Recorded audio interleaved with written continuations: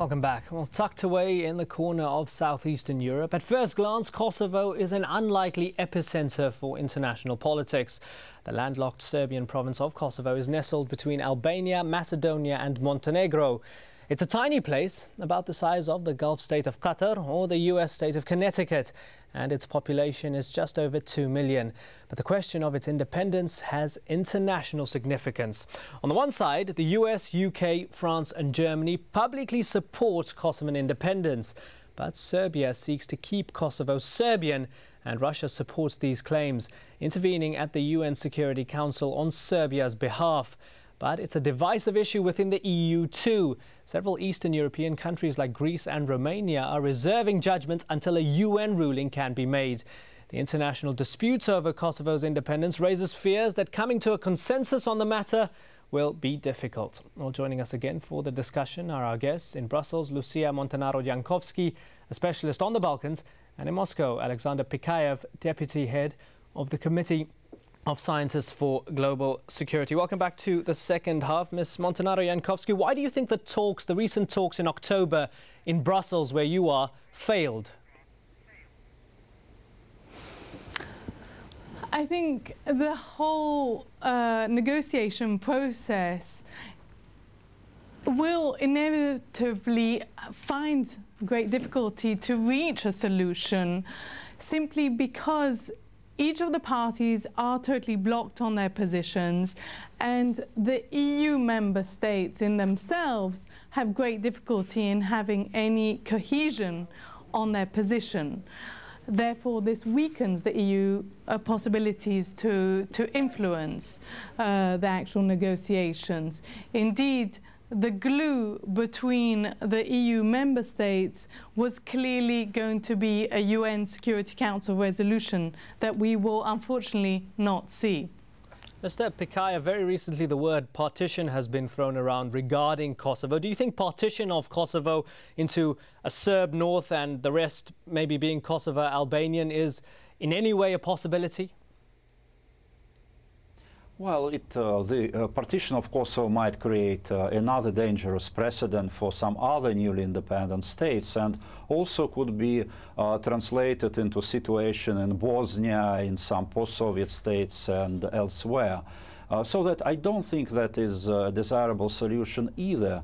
Well, you know, the problem with Kosovo is that, unfortunately, our American friends, they established artificial deadline for their independence, and they said to everybody, including Kosovars, unless there is an agreement until that date, Kosovo has right to proclaim independence. And if this is a situation for Kosovars, why should they have any serious negotiations with Serbs? Because they would receive American recognition and presumably American financial support anyway. So they don't want to have serious talks with Serbs. They don't want to accept Serbian and international proposals. All they want is just wait and see the December 10th when they proclaim their unilateral independence, and the US with some European countries would recognize this independence. However, there is no any Quran or Bible to show why December 10 is a deadline. We have many frozen conflicts around the world, which solution delayed for decades. Like look at split Cyprus, look at split Georgia, look at split Moldova, at some other states, and you know, solution of the Kosovo problems could be made that fast. There was a terrible war, many people died, there is a lot of grievances, so the time probably would represent the best relief for that, and maybe not this generation, but next generation to come to a conclusion. So I believe that December 10 should not represent a deadline. The sides need more time to negotiate. It might be a few more months, maybe a few more years. But the time and negotiations is the only long-term solution of the problem. Unilateral independence would create precedents, as I mentioned, and it might create hostilities in Kosovo itself, in Serb-populated areas of Kosovo, Serbian populated part of Bosnia, and Muslim populated part of proper Serbia. So these artificial deadlines, they only create additional problems. It's not a solution. Well, in Brussels, Lucia Montanaro-Jankowski, do you agree? One of the points that Alexander Pikayev made there was that the US is rushing independence for Kosovo as a sort of final disengagement of the US from the region. Well, yes, I would agree that the US is actually pressuring to go forward on this. However, I would beg to differ with my Russian colleague. I do not think at all that a situation, a long-term static situation such as Cyprus or the Caucasus or other long-term conflict situation or frozen conflict situation would at all be ideal for Kosovo, for the Balkans, or for Europe.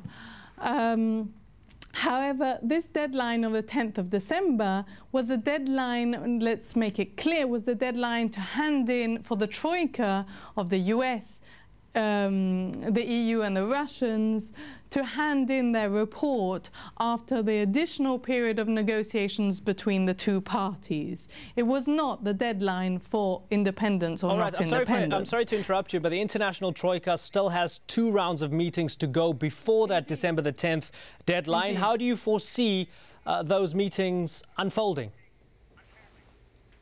There's indeed one more meeting in Vienna and one meeting in Brussels. So there's still room if the parties involved want to find a stable solution which even both politically and economically would be ideal for both people living in Kosovo and people living in Serbia. It would be ideal to finally get out of this solution, because otherwise it will still economically and politically be hampered by this. Hampered in their path towards the European Union and hampered in economic investment. Alexander Pikayev, sorry to interrupt you, Ms. Alexander Pikayev in Moscow. There's only about a minute to go on the program. The International Crisis Group says unless Kosovo's 8-year-long state of limbo ends, then, quote, Europe risks a new bloody and destabilizing conflict. It paints a very gloomy picture. Do you agree with that?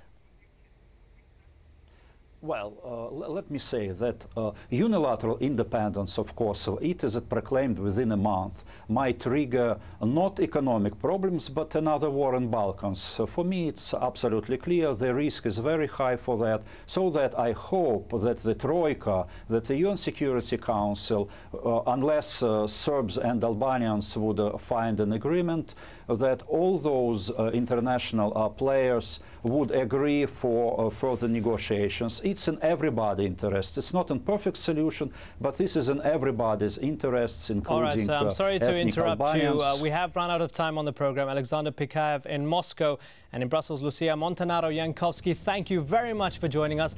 And thank you so much, the viewer, for joining us here on this edition of Inside Story. Bye-bye.